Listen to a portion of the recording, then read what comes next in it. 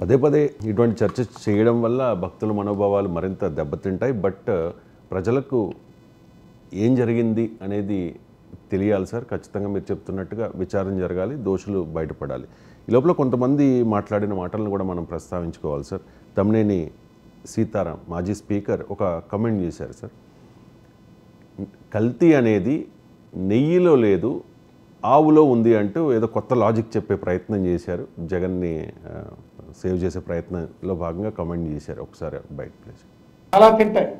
పోషకాహారం లోపం ఉన్న ఆవులు నుంచి వచ్చే పాలతో తయారు చేసే నెయ్యి అంటే గ్రామాల్లో మన అనేక పశువులను మనం చూస్తాం, అవి చాలా తింటాయి,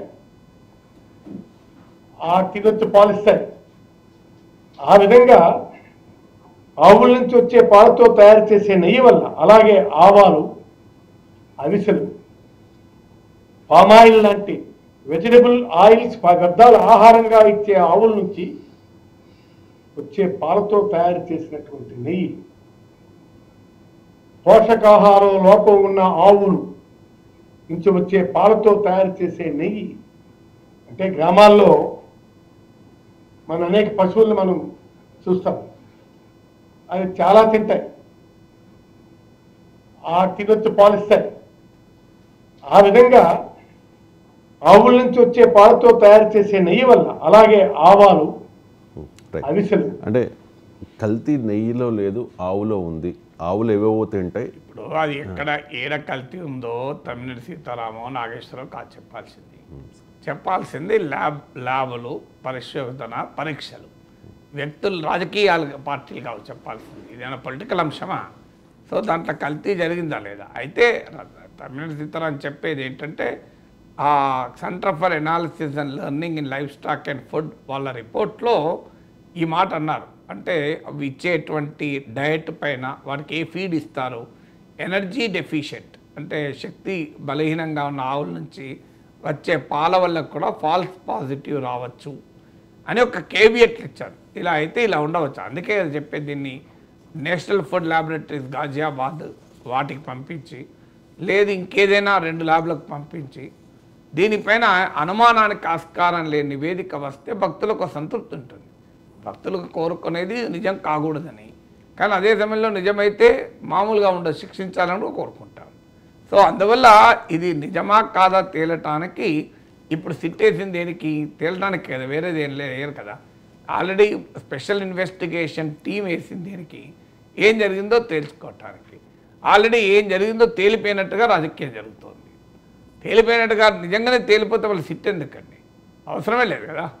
సో సిట్టు దేనికి వేస్తున్నాం మనము? విచారణ కొరకే. స్పెషల్ ఇన్వెస్టిగేషన్ టీం, ప్రత్యేక విచారణ బృందం.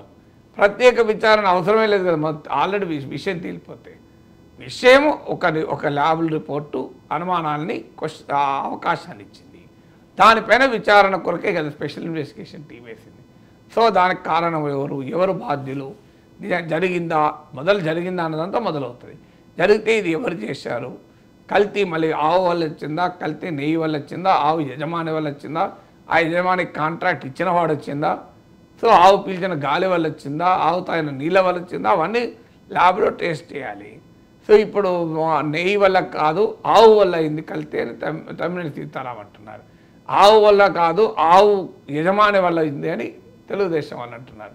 అది యజమానే కాదు, ఆ యజమానికి కాంట్రాక్ట్ ఇచ్చిన సీఎం వల్ల అయింది అని టీడీపీ వాళ్ళు అంటున్నారు. ఇప్పుడు అది నెయ్యా, ఆవా, యజమానికి కాంట్రాక్ట్ ఇచ్చిన నాయకుడా, లేదా ఆ నాయకుని విశ్వాసమా? సో ఇక్కడ దాకా పోయింది. అది ఎక్కడ నెయ్యి దొరుకుతుంది, ఇక్కడ మొదలై ఆ నెయ్యి కాదు ఆవు కాదు యజమాని కాదు యజమానికి కాంట్రాక్ట్ ఇచ్చిన నాయకుడు కాదు నాయకుడు విశ్వాసం. అక్కడ దాకా పోయింది లింక్, ఈ చైన్ లింక్. సో అందువల్ల ఈ చైన్ లింక్లో ఏది నిజమో తేలేదాకా నా రిక్వెస్ట్ ఒకటే, దీన్ని ల్యాబ్ మరే ఒక 2 ల్యాబ్లకు పంపించండి, తేల్చండి. సో ఒకసారి కల్తీ ఏది జరిగింది, ఎందుకు జరిగింది అన్న తర్వాత దీనిపైన కోర్ట్ మానిటర్డ్ ప్రోబ్. బీజేపీ నాయకుడు డాక్టర్ సుబ్రహ్మణ్య స్వామి అడిగింది కరెక్ట్. అది ఇప్పుడు సిట్ అయినా సిబిఐ అయినా ఇది మళ్ళీ రేపు రాజకీయమే ఉంటుంది, ఇందులో ఏమీ మిగలదు. మీరు చూడండి. అయితే మరి సిట్ వేయద్దా, సిబిఐ వేయద్దా అంటే వేయాల్సింది ఉన్నాయి అవి కదా.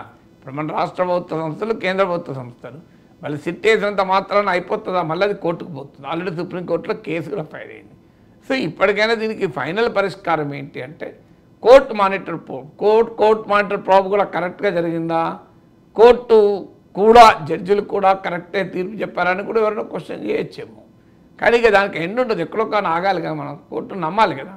తర్వాత ప్రజా కోర్టులో ప్రజలు నమ్ముతారా లేదా, నిజంగా జరిగిందని ప్రజలు భావిస్తారా, జరగలేదు అనవసరం రచ్చ జరిగిందని భావిస్తారా, అది ప్రజలు నిర్ణయించుకుంటారు. ఇప్పుడైతే ఇమీడియట్గా మనం ఒక చట్టబద్ధ పౌరులుగా కోరుకోవాల్సింది దీన్ని కోర్టు మానిటర్డ్ ప్రోబ్.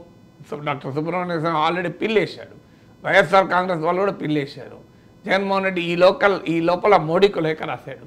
దీంట్లో బీజేపీ నాయక్ సిఫారసు చేసిన వాళ్ళు కూడా ఉన్నారని బోర్డులో. మరి వాళ్ళ సంగతి ఏంటి, మరి వాళ్ళు ఎట్లా సిఫారసు చేశారు? సో వాళ్ళకు అప్రూవల్కు వాళ్ళ దగ్గర రాది, కాంట్రాక్ట్ ఎక్కడికి పోవు కదా అనేది ఇప్పుడు వాళ్ళ ఆన్సర్ చెప్పాల్సింది. బోర్డు మెంబర్ల పాత్ర ఉంటుందా, ఇందులో ఉండదా? తర్వాత ఆయన మరి బీజేపీ నాయకులు ఉన్నారు, ఇంతవరకు నరేంద్ర మోడీ స్పందించినట్లేరు నాకు గుర్తున్నంతవరకు. సో మోడీ ట్వీట్ కూడా చేసినట్లేరు.